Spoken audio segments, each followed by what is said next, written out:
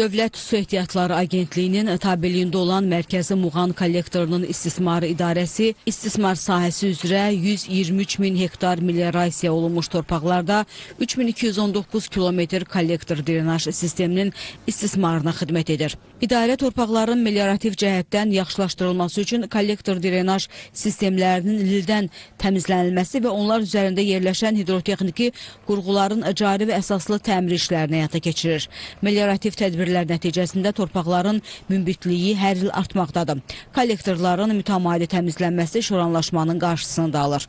Mərkəzi Muğan Kollektorunun istismar idarəsi 2025-ci ildə olduğu kimi növbəti ildə də qarşıya qoyulan plan və tapşırıqlara əsasən təsərrüfat daxili, təsərrüfatlar arası, həmçinin magistral kollektorlarda lildən təmizləmə və digər bərpa işlərini davam etdirəcək.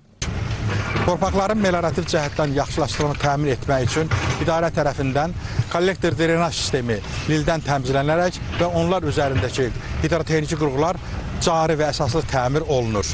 2025-ci ilin 9 ay ərzində idarə tərəfindən 307 kilometr kollektor drenaj sistemi lildən təmizlənmiş və onlar üzərindəki 27 ədəd hidrotexniki qurğu yenidən təmir olunaraq istifadəyə verilmişdir. Qeyd edək ki, kollektor drenaj sistemlərinin təmizlənməsi sistemli şəkildə aparılır. Öncə təsərrüfatlar daxili kollektorlar lildən təmizlənir və əsas kollektorlara ötürülür. Daha sonra həmin kollektorlar magistral kollektorlara qoşulur. Magistral kollektorları isə qurund sularını rayon ərazisindən kənarlaşdırır.